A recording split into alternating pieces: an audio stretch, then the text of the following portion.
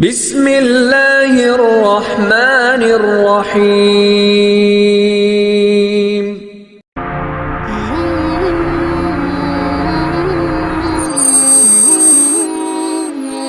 حضرت ابو ہریرہ رضی اللہ تعالیٰ عنہ سے معروف روایت ہے، فرماتے ہیں کہ صدقے کے مال میں حضور نے مجھے امین مقرر کیا، پہرے دار مقرر کیا۔ تو کہتے ہیں میں پہرے پہ تھا، ایک شخص آیا، اس نے چادر بچھائی اور جلدی جلدی سے وہ غلہ، وہ کھجوریں، وہ مال اپنے کپڑے میں ڈالنے لگا۔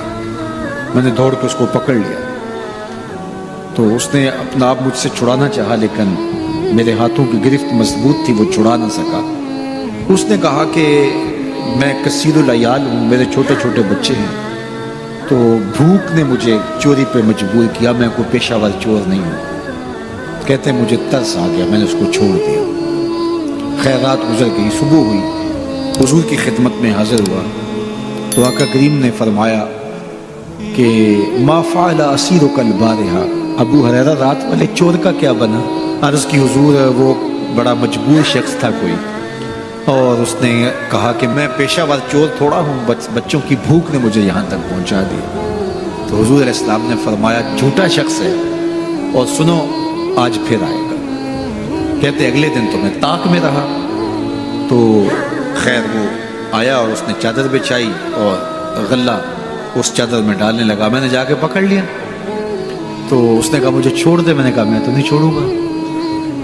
اس نے کہا کہ مجھے چھوڑ دے، منت سماجت کی اور بہت ترلے کیے، تو کہتے میرے دل میں پھر ترس آ گیا، میں نے پھر چھوڑ دیا۔ میں پھر حضور کی خدمت میں آیا تو حضور نے فرمایا ما فعل اسیرک البارحہ، رات والے چور کا کیا بنا؟ میں نے کہا حضور وہ آیا اور اس نے کہا میں کثیر العیال ہوں، مجھے پھر ترس آ گیا، میں نے چھوڑ دیا۔ فرمایا جھوٹا آدمی ہے، اور سنو آج پھر آئے گا۔ اللہ اکبر! جو ہو چکا وہ بھی حضور جانتے ہیں، جو ہونے والا ہے وہ بھی میرے حضور جانتے ہیں۔ یہ اللہ نے اپنے محبوب کو شان دی ہے۔ تو کہا آج پھر آئے گا۔ کہتے ہیں میں طاق میں تھا کہ وہ آیا، اس نے چادر بچھائی اور غلہ ڈالنا شروع کر دیا۔ تو کہتے ہیں کہ میں پھر پکڑ لیا۔ میں نے کہا آج تو نہیں چھوڑوں گا، آج تو جو حضور کے پاس لے کے جاؤں گا۔ تو جب اس نے ترلے کیے، منتیں کی، میں نے کہا نہیں آج تو کوئی بات نہیں چلے گی۔ ایک دن ہو گیا، 2 دن ہو گیا، اب تیسرا دن ہے۔ اس نے کہا ابو ہریرہ میں تمہیں ایک بات بتاتا ہوں، اگر تمہیں اچھی لگے تو مجھے چھوڑ دو گے؟ کہا بتاؤ۔ کہا کہ جب رات سونے لگو تو آیت الکرسی پڑھ لیا کرو، فجر تک تمہارے پاس شیطان نہیں آئے گا۔ کہتے ہیں بات بڑی اچھی تھی، میں نے اسے چھوڑ دیا۔ حضور کی خدمت میں پہنچا تو پھر فرمایا وہ رات والے چور کا کیا بنا؟ میں نے کہا حضور اس نے مجھے یہ وظیفہ بتایا۔ حضور نے فرمایا بندہ تو جھوٹا ہی تھا لیکن بات سچی بتا گیا۔ اور پھر فرمانے لگے ابو ہریرہ جانتے ہو وہ 3 دن جو آتا رہا وہ کون تھا؟ میں نے کہا اللہ و رسولہ عالم۔ فرمایا وہ خود ہی تو شیطان تھا۔ 3 دن جو آتا رہا وہ خود ہی تو شیطان تھا۔ اب شیطان بڑا تگڑا ہے لیکن ابو ہریرہ پکڑے تو چھڑا نہیں سکتا۔ یار ابو ہریرہ پکڑے تو شیطان چھڑا نہ سکے، اگر حضرت عمر پکڑ لیں تو؟ یہاں تو آ گیا نا، حضرت عمر کے سامنے تو آنے کی ہمت بھی نہیں کرتا۔ ان الشیطان یفر من ذل عمر، شیطان میرے عمر کے سائے کو دیکھ کے بھی بھاگ جاتا ہے۔ تو شیطان بڑا طاقتور ہے، بڑا قوی صحیح، لیکن اللہ کے مخلص بندوں کے مقابلے میں وہ بہت کمزور ہے۔ اس لیے اس راستے پہ اگر چلنا ہو تو کسی طاقتور کے ساتھ چلیں تاکہ یہ کمزور سمجھ کے حملہ آور نہ ہو جائے۔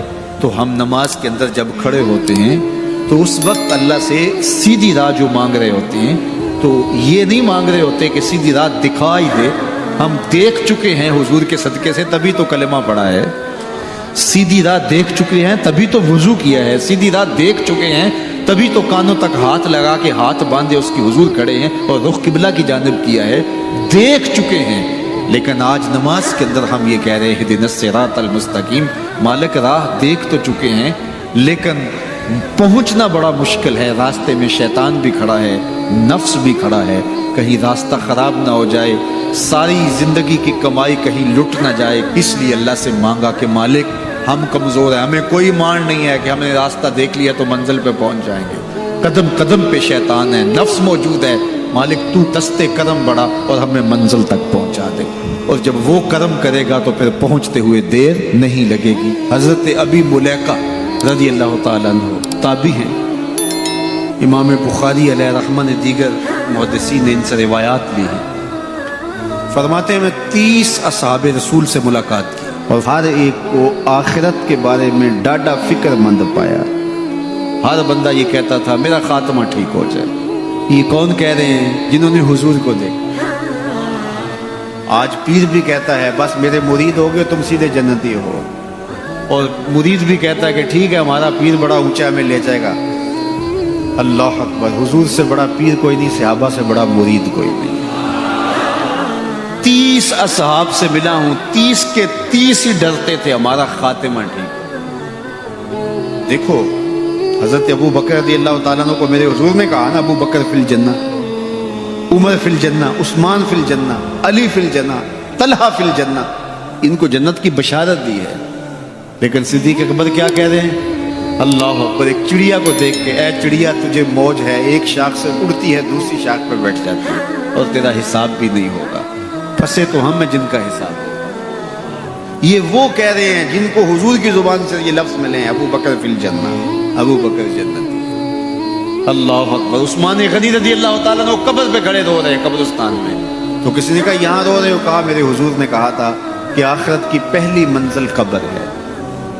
اللہ اکبر، یہ وہ ہیں جن کو بشارتیں دی گئی ہیں، جن کے عمل، جن کے کام اور جن کی محنتیں اور دین کے لیے خدمات کسی ترازو پہ تولی نہیں جا سکتی۔ اور صحابی کا عمل، صحابی ایک مٹھی جو خیرات کرے، روایت میں آتا ہے ایک مٹھی جو خیرات کرے، اور بعد میں آنے والا احد پہاڑ جتنا سونا خیرات کرے، صحابی کا عمل پھر بھی زیادہ ہے۔ 15 کلومیٹر پہ پھیلا ہوا پہاڑ، اتنا سونا کسی کے پاس ہوگا ہی نہیں، حکومتوں کے پاس نہیں، لیکن فرض کرو کسی کے پاس ہو، پھر اتنا جگرا بھی ہو کہ وہ خیرات بھی کر لے، لیکن اس کا اجر پھر بھی صحابی کے مٹھی بھر جو خیرات کرنے کے عمل کو نہیں پہنچ سکتے۔ اور ابو بکر وہ ہیں جنہوں نے مٹھی جو خیرات نہیں کیے، سارا گھر خیرات کر، کتنا اجر ہے۔ لیکن پھر بھی کہا کہ چڑیا تجھے موج ہے، ایک شاخ سے اڑ کے دوسری شاخ پہ بیٹھ جاتی اور تیرا حساب بھی نہیں ہوگا، پھنسے تو ہم ہیں جن کا حساب۔ یہ وہ لوگ ہیں جن کی زندگیاں تقوی میں گزری، تتجافا جنوبہم عن المضاجع، ان کی کروٹیں بستروں سے الگ رہتی تھیں۔ ہم تو جی بھر کے سوتے ہیں، لیکن ان کی کروٹیں خوف خدا کی وجہ سے بستروں سے الگ رہتی تھی۔ طمع اور خوف میں رب کو پکارتے تھے۔ حضور کے جمال جہاں آرا کو جی بھر کے دیکھا اور بشارتیں حضور کی زبان سے نصیب ہوئی، پھر بھی ڈر رہے ہیں۔ تو ابھی ملیکہ کہتے ہیں کہ میں 30 اصحاب سے ملا ہوں، ہر شخص ڈاڈا فکر مند تھا آخرت ٹھیک ہو جائے، انجام بخیر ہو جائے۔ تو یہ واقعی بڑی مشکل منزل ہے، منزل کو پہنچے لوگ برباد ہو جاتے۔ بلعام بن باورا کی مثال ہمارے پاس نہیں تھا، مستجاب الدعوات ولی، لیکن لڑک کے کہاں جا پہنچا، زبان کی لغزش نے اس کو کہاں تک پہنچا دیا، پھر زبان لٹک گئی اور کتے کی طرح مٹی چاٹتا تھا، اور قرآن نے کہا مثلہ کمثل الکلب، اس کی مثال کتے کی مثال۔ اسی لیے میاں صاحب بولے پڑھنے اتے مان کرینا تے نہ آکھی میں پڑھیا، پڑھنے اتے مان کرینا تے نہ آکھی میں پڑھیا، او جبار کہار صداوے متا روڑ دیوے دودھ کڑیا۔ جب تک یہ یقین نہ ہو کہ میرا انجام کیا ہے، تڑکا لگا رہے، ڈر لگا رہے، یہ مومن کی زندگی ہے۔ ہر وقت خوف تاری ہے، یا اللہ میرا انجام ٹھیک کر دینا۔ رنگا رنگ سہیلیاں پرن کڑے، پر پریا اس دا جانی جس دا توڑ چڑھے۔ کہاں کہاں پہنچے لوگ، یہ خود عزازیل شیطان چپے چپے پہ اس نے سجدہ کیا تھا، حتیٰ کہ مقبول بارگاہ ہو گیا۔ زمین کا کوئی کونا نہیں تھا جہاں پر اس نے سجدہ نہیں کیا۔ عبادات اتنی کی، اللہ نے مقبول کر لیا، بیت المعمور کا امام بن گیا، اللہ اکبر، فرشتوں کا استاد بن گیا، معلم الملکوت بن گیا، جن ہونے کے باوجود فرشتوں کا امام اور مقتدا بن گیا۔ لیکن ایک لغزش نے کہاں پھینکا، قیامت تک لعنتیں برس رہی ہیں۔ اس لیے جب تک انجام بخیر نہ ہو جائے اتنی دیر تک دھڑکا لگا رہے، یہ مومن کی زندگی۔ کسی نے حضور کو سلام دیا تھا کہ یہ سلام اپنی امت کو دے دینا۔ حضور علیہ السلام نے یہ سلام پھر پوری امت تک پہنچایا، اور اگر آپ تک پہلے نہیں پہنچا تو آج آپ وہ سلام وصول کر لیجئے۔ حضرت عبداللہ ابن مسعود رضی اللہ تعالیٰ عنہ سے مروی ہے، قال رسول اللہ صلی اللہ علیہ وآلہ وسلم، کہ رسول کریم صلی اللہ علیہ وآلہ وسلم نے فرمایا، معراج کی شب جب میں آسمانوں پہ گیا تھا تو میں ملا تھا حضرت ابراہیم علیہ السلام کو، فقال یا محمد صلی اللہ علیہ وسلم، تو انہوں نے مجھے مخاطبہ کرتے ہوئے کہا کہ اے پیارے محبوب، جب آپ واپس جائیں گے تو اپنی امت کو میرا سلام دینا۔ اور حضور نے حضرت عبداللہ ابن مسعود رضی اللہ تعالیٰ عنہ سے مروی ہے کہ یہ سلام امت کو پہنچا دیا، تو جن تک ابھی تک نہیں پہنچا تھا آج ان تک یہ سلام پہنچ گیا۔ تمہیں مبارک ہو، تمہیں حضرت ابراہیم نے سلام بھیجا، اور سلام بھیجا بھی حضور کے ہاتھوں۔ اللہ اکبر، کتنے خوش نصیب ہو تم کہ تمہیں حضرت ابراہیم سلام بھیجیں اور سلام لے کر آنے والے حضور ہو۔ اللہ اکبر، تو یہ ہمارا اعزاز ہے کہ ہمیں یہ اعزاز ملا۔ میری خوش قسمتی میں تیرا امتی ہوں، یہ میرا اور آپ کا مقدر کہ ہم حضور کے امتی ہیں، ہمیں نبیوں کے سلام آ رہے ہیں۔ تو کہا کہ اپنی امت کو میرا سلام کہنا، اور انہیں میری جانب سے ایک پیغام بھی دینا، یہ خبر بھی دینا۔ اور وہ خبر کیا ہے؟ سنو، جنت کی جو مٹی ہے وہ بڑی پاکیزہ ہے، اور وہاں کا پانی بڑا میٹھا ہے، کھیت بڑے زرخیز ہیں، جو بھی بیج لگاؤ فوراً اگ جاتا ہے۔ تو جو زرخیز زمین ہوتی ہے تو پھر کسان چاہتا ہے کہ اس میں کچھ ڈال لے۔ وہ ہمارے پنجابی میں کہتے ہیں کہ وہ زمین وتر میں ہوتی ہے، تو بیج ڈالو گے تو جلدی اگے گا۔ 5 بیج ہیں جو وہاں بو گے تو وہاں خوبصورت گلاب کھلیں گے، وہاں خوبصورت چمن آباد ہو جائے گا، وہاں تمہارا اپنا باغ ہوگا۔ اس میں سبحان اللہ کے کچھ بیج ڈال دو، کچھ الحمدللہ کے بیج ڈال دو، کچھ لا الہ الا اللہ کے بیج ڈال دو، کچھ اللہ اکبر کے بیج ڈال دو، کچھ لا حول ولا قوت الا باللہ کے بیج ڈال دو۔ کہا کہ کھیت تیار ہے، سہاگا لگا ہوا ہے، زمین وتر میں ہے، پانی وافر ہے، مٹی اچھی ہے، موسم خوبصورت ہے۔ انہیں جا کے میرا سلام دینا، انہیں کہنا کہ بس بیج ڈال لو، اور یہ بیج تمہارے پاس موجود ہے۔ اور اب بھی اگر کوئی بیج نہ ڈالے، اقبال نے کہا تھا نا، موسم اچھا پانی وافر مٹی بھی زرخیز، موسم اچھا پانی وافر مٹی بھی زرخیز، جس نے اپنا کھیت نہ سینچا وہ کیسا دہقان۔ تو کہا کہ یہ 5 بیج تمہارے پاس رکھے ہوئے ہیں، اور یہ بیج ہمیں ہمارے حضور نے دیے۔ کہا بیج تمہیں دیے ہیں، کھیتی فرشتوں نے تیار کر دی ہے، باغ اچھا ہے، اور یہ پکی بات ہے تم بیج ڈالو گے تو فصل اگے گی۔ اور وہاں ہوائیں چل رہی ہیں کستوری کی مہک سے، مشک بار ہوائیں۔ تو اب تمہاری مرضی ہے کہ تم بیج لگاتے ہو یا بیج نہیں لگاتے ہو۔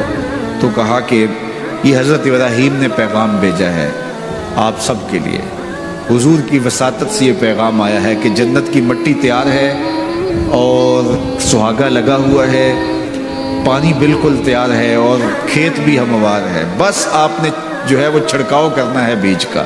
اور یہ بیج 5 ہیں، اگر تم ڈال لو گے تو فصل اگ جائے گی، موج کرو گے، کبھی دعائیں دو گے۔ کہ کسی نے کوئی نسخہ بتایا تھا۔ تو یہ 5 بیج کون سے ہیں؟ سبحان اللہ، الحمدللہ، لا الہ الا اللہ، اللہ اکبر، لا حول ولا قوت الا باللہ۔ تو یہ 5 بیج بونے کے لیے ہی تو ہم یہاں آئے ہیں۔ ہم گھر بار چھوڑ کے اس لیے آئے نا، گھر والے پوچھتے ہو کدھر جا رہے ہو، ہم کھیتی باڑی کرنے جا رہے ہیں۔ ہم کچھ بیج لگا کے آئیں گے انشاءاللہ، پھر جب وہ اگیں گے، بڑے ہوں گے، تو جنت میں آپ کو بھی اس کی چھاؤں میں بٹھائیں گے۔ تو انہوں نے کہا ہوگا جاؤ تم بھی کھیتی باڑی کرو، تو پیچھے سے ہم بھی فارغ نہیں ہیں، ہم بھی انشاءاللہ بیج گاڑیں گے۔ تو پڑھیے سبحان اللہ والحمدللہ ولا الہ الا اللہ واللہ اکبر ولا حول ولا قوت الا باللہ، سبحان اللہ والحمدللہ ولا الہ الا اللہ واللہ اکبر ولا حول ولا قوت الا باللہ، سبحان اللہ والحمدللہ ولا الہ الا اللہ واللہ اکبر ولا حول ولا قوت الا باللہ۔ لاکھوں لوگ حضور کی چوکھٹ پہ، لیکن ہر بندہ یہ محسوس کرتا ہے اس طرح ساری رحمتیں میرے پہ اتر رہی ہیں، میرے پہ برس رہی ہے۔ وہ کیا کسی نے کہا تھا اور قلم توڑ دیا، اس نے کہا کہ یہ کتنی عجیب بات ہے کہ اتنے بڑے ہجوم میں، ذرا شعر کا حسن دیکھیے، یہ کتنی عجیب بات ہے کہ اتنے بڑے ہجوم میں وہ دیر تک سنتے رہے بس میری ہی داستان۔ ہر بندے کو یہی محسوس ہوتا ہے، یہ کتنی عجیب بات ہے کہ اتنے بڑے ہجوم میں وہ دیر تک سنتے رہے میری ہی داستان۔ تو ہر بندے کو یہی لگتا ہے کہ میری ہی وہ سن رہے ہیں۔ اور زہری صاحب کا انداز بڑا سادہ ہے، پنجابی لہجہ ہے کہ آقا دے دوارے تے غلاماں دیاں ٹولیاں، ایک پیا سن دائے لکھاں دیاں بولی، ایک پیا سن دائے، کوئی اردو میں بول رہا ہے، کوئی پشتو میں بول رہا ہے، کوئی پنجابی میں بول رہا ہے، کوئی عربی میں بول رہا ہے۔ اور اقبال کہتا ہے شش جہت روشن سے تابے روئے تو ترکو تاجی کو عرب ہندوئے تو۔ حضور یہ ترک بھی آپ کے غلام، یہ تاجک بھی آپ کے غلام، یہ عرب بھی آپ کے غلام، یہ سارے نوکر آپ کے۔ گرد تو گردد حریم کائنات از تو خواہم یک نگاہ التفات۔ مجھے اپنے والد گرامی یاد آ گئے، وہ روزانہ یہ شعر پڑھا کرتے تھے، اور پڑھتے ہوئے ان کی جو کیفیت ہوتی تھی ہمیں ترس آتا تھا ان کے اوپر۔ ہم بالکل جب چھوٹے تو ہم خود رونے لگ جاتے تھے ان کو دیکھ کے۔ تو وہ روزانہ پڑھتے تھے ز مہجوری برآمد جان عالم، ز مہجوری برآمد جان عالم، تراہم یا رسول اللہ تراہم۔ اے محبوب دو عالم، تمام جہان کی جان آپ کے فراق میں نکل رہی ہے۔ تراہم یا رسول اللہ تراہم، تراہم یا نبی اللہ تراہم۔ حضور رحم کیجئے، نہ آخر رحمت للعالمین، ز محروماں چرا فارغ نشینی۔ حضور آپ رحمت للعالمین نہیں ہیں، تو جب ہیں تو حضور ہمارے پہ کرم کیجئے۔ بروں آور سرز برد یمانی کہ روئے تست صبح زندگانی۔ حضور وہ یمنی چادر جو آپ اوڑے ہوئے ہیں ذرا اس کو ہٹائیے نا رخ سے۔ آپ کا مبارک چہرہ زندگی کی صبح ہے۔ ادیم طائف نالین پاکن، شراکز رشتہ جاں ہا ماکن۔ حضور طائف کے چمڑے کی بنے ہوئے مبارک نالین آپ زیب تن کیجئے۔ شراکز رشتہ جاں ہائے ماکن، اور اس مبارک نالین کے اندر تسمے میرے چمڑے کے نہیں میری جان کے ڈالیے۔ چے باشد گر کنی سوئم نگاہے، پیا پہ گر نہ باشد گاہے گاہے، نگاہے یا رسول اللہ نگاہے۔ صد ہزاراں جبریل اندر بشر، بحر حق سوئے غریباں یک نظر۔ یا رسول اللہ انظر حالنا، یا حبیب اللہ اسما قالنا، اننی فی بحر غم من مغرقن، خذ یدی ساحل لنا اشکا لنا۔ یا صاحب الجمال و یا سید البشر، من وجہک المنیر لقد نور القمر، لا یمکن الثناء کما کان حقہ، بعد از خدا بزرگ توئی قصہ مختصر۔ اللہ اکبر، یہ معمول تھا ان کا، یہ وظیفہ کہہ لیجئے۔ تو اقبال بھی کہتے ہیں گرد تو گردد حریم کائنات از تو خواہم یک نگاہ التفات۔ حضور ایک نظر کر دیجئے، ایک نگاہ کر دیجئے۔ اللہ اکبر۔ تو اللہ ہمیں حضور کی نگاہیں نصیب فرمائے، اللہ اجڑے باطن سوار دے اور من میں چراغاں کر دے۔ حضور کی محبت کے بغیر زندگی زندگی ہی نہیں ہے، زندگی کے پلے کچھ نہیں اگر حضور کا پیار نہیں ہے، حضور کا ادب نہیں ہے، تو سارا دین ان کی محبت کا نام ہے۔ لا دین لمن لا محبت لا، اس شخص کا دین ہی نہیں ہے جس کے پاس حضور کی محبت کا جوہر نہیں ہے۔ ابن آدم کے کسی بھی برے عمل کو شرک نہیں کہا گیا، شرک ایک بہت بڑا جرم ہے، اس کے برابر کسی دوسرے عمل کو شرک نہیں کہا گیا، لیکن ریاکاری کو شرک کہا گیا۔ شرک اصغر ریاکاری ہے، حتیٰ کہ چوری کو بھی، ڈاکے کو بھی، زنا کو بھی، قتل انسانی کو بھی، یہ بڑے بڑے جرم ہیں، لیکن ان کو بھی شرک نہیں کہا گیا، لیکن ریا کو شرک اصغر کہا گیا۔ یہ چھوٹا شرک ہے، اللہ گوارا ہی نہیں کرتا کہ کوئی عمل کسی اور کے لیے کرے۔ شرک کی جس طرح معافی نہیں ہے، اسی طرح شرک اصغر جو ہے اس سے ملوث عمل کسی صورت میں بھی قبول نہیں کیا جائے گا، چاہے وہ کتنا ہی بڑا عمل کیوں نہ ہو۔ حضرت ابو امامہ الباہلی رضی اللہ تعالی عنہ حضور کی خدمت میں حاضر ہوئے اور عرض کی یا رسول اللہ صلی اللہ علیہ وسلم میرے ماں باپ آپ پہ قربان ہوں، میں آپ سے یہ پوچھنا چاہتا ہوں کہ کوئی شخص اپنی جان جیسی متاع عزیز راہ خدا میں وار دیتا ہے، اس سے بڑی قربانی تو کوئی اور نہیں ہو سکتی کہ جان ہی قربان کر دی، اور اس کا مقصد اعلاء کلمت الحق تھا، لیکن ساتھ یہ بات بھی تھی چلو میری ناموری بھی ہو جائے گی، میری بہادری کے جھنڈے بھی لگ جائیں گے، تو کیا اس کو اجر ملے گا؟ تو حضور نے فرمایا فلا شیء لہ، اسے کوئی اجر نہیں ملے گا۔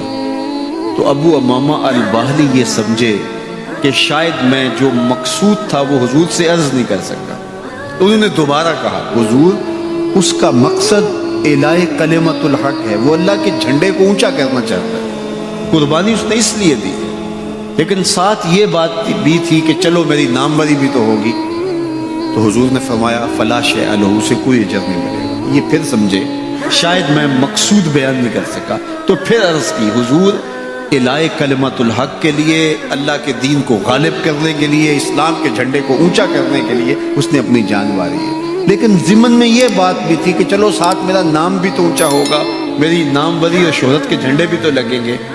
تیسری مرتبہ جب دہرا کے پوچھا تو حضور نے پھر فرمایا فلا شیء لہ، ابو امامہ اسے کوئی اجر نہیں ملے گا، اور فرمایا اللہ صرف اسی عمل کو قبول کرتا ہے جو صرف اسی کے لیے کیا جائے، صرف اسی عمل کو قبول کرتا ہے۔ اب ذرا دیکھیے کہ اللہ تعالیٰ جل شانہ کی یہ غیرت ہے کہ وہ اس عمل کو قبول ہی نہیں کرتا جو غیر سے ملوث ہے، وہ صرف اس عمل کو قبول کرتا ہے جو محض اس کے لیے کیا جائے، اور اس کے علاوہ عمل کو شرک اصغر قرار دیا گیا۔ تو شیطان کی کوشش یہ ہوتی ہے کہ وہ عمل کو ریا میں مبتلا کر دے تاکہ یہ عمل کی مشقت بھی گوارا کرے اور اس کو اس سے کچھ حاصل ہونے کی بجائے الٹا اللہ کی ناراضگی ملے۔ اور اگر کوئی شخص ریا سے بھی بچ نکلتا ہے، اس نے تنہائی میں سجدے کیے، اس نے انتہائی مخفی انداز میں راہ خدا میں خیرات کی، تو انتہائی خلوص کے ساتھ اس کے اعمال سر انجام ہوئے، تو شیطان کا اگلا حملہ اس پر یہ ہوتا ہے کہ اس کو عجب میں مبتلا کر دے۔ عجب کیا ہے کہ وہ اپنے عمل کو دیکھتا ہے، اپنے آپ کو دیکھتا ہے، کہتا ہے واہ یہ عمل تو میرے پاس ہے، دوسروں کے پاس تو نہیں ہے، میں تو تہجد گزار ہوں، 5 نمازیں بھی پڑھتا ہوں، صلاۃ الاشراق بھی پڑھتا ہوں، صلاۃ الچاشت بھی پڑھتا ہوں، صلاۃ الاوابین بھی پڑھتا ہوں، میں تو دن کو روزہ بھی رکھتا ہوں، راتوں کا قیام بھی مجھے نصیب ہے، میں تو تلاوت کلام مجید بھی روز اتنے پارے پڑھتا ہوں، میں یہ بھی کرتا ہوں، میں یہ بھی کرتا ہوں، کسی کے دکھلاوے کے لیے بھی نہیں کرتا، تو وہ اپنے اس عمل کی وجہ سے عجب میں، خود نمائی میں اپنے آپ کو دیکھنے لگ جاتا ہے، اور وہ جو عمل نہیں کر رہے ہوتے ان گناہگاروں کو حقیر جاننے لگ جاتا ہے، تو یہ عجب اس کو برباد کر دیتا ہے، اور عجب اس کے عمل کے حسن کو اور عمل کے جمال کو چھین لیتا ہے۔ علامہ رومی فرماتے ہیں کہ کچھ عامل ایسے ہوتے ہیں کہ 4 دن نمازیں پڑھیں تو آسمان کی طرف دیکھنے لگتے ہیں کہ آسمان سے کوئی پیغام میرے نام آ رہا ہے کہ نہیں آ رہا، تو جبکہ یہ راستہ تو محض اس کی رضا کے لیے چلتے رہنے کا ہے، ساری زندگیاں گزر جاتی ہیں۔ حضرت ذوالنون مصری کہتے ہیں کہ میں ایک شخص کے پیچھے دوڑتا تھا اور وہ فقیر میری طرف نظر اٹھا کر بھی نہیں دیکھتا تھا، تو 40 سال کے بعد ایک دن اس نے میری طرف پلٹ کے دیکھا اور مسکرا کے کہا کہ تم میرے پیچھے پیچھے رہتے ہو، خیر تو ہے؟ 40 سال کے بعد تو میں نے کہا کہ میں اسم اعظم کی تلاش میں ہوں، تو اس نے ہنس کے کہا یہ اتنا سوکھا نہیں ملتا، تو کہا میرے 40 سال بیت گئے، اور آج اس نے نظر اٹھا کے دیکھا۔ ریا کے بعد اگلا مرتبہ شیطان کے لوٹنے کا